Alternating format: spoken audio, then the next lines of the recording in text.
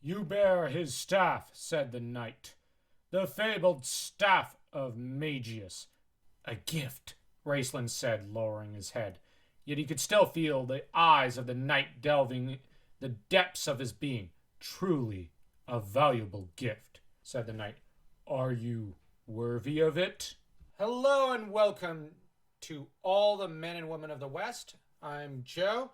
Today we're going to be looking at a legendary item from the Dragonlance Legendarium, the Staff of Magius. This staff is a fascinating one with a long history. It, in terms of the D&D campaign setting of Dragonlance, is a +2 quarterstaff, which provides a +3 deflection bonus to AC to the person who carries it. Once per day, it can cast Featherfall, only on the bearer though. And it can also, at the command word Shirak, cast Daylight, and then Dulak dismisses the light. Now, the staff also can, 3 times a day, enlarge a spell. It increases the strike of the wielder's attack.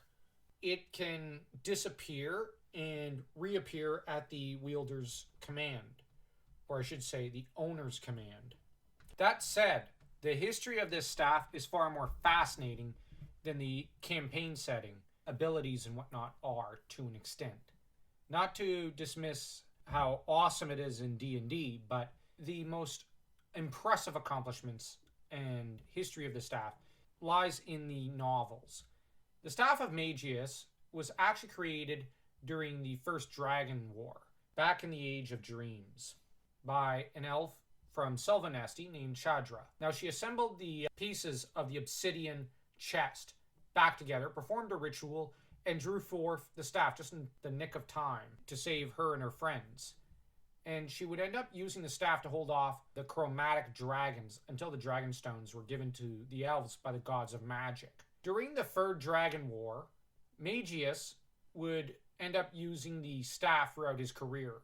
It was later left behind with Huma when Magius was killed by Galandrakos, and the staff would end up being used to destroy the Emerald Orb of Dracos, before it was later handed over after Huma's death to the Solamnic Knights, who then handed it back to the Order of Sorcery. From there, the staff made its way across the centuries from mage to mage, or possibly just left in the Tower of Wayreth, awaiting its future wielder, which turned out to be Raceland Magier.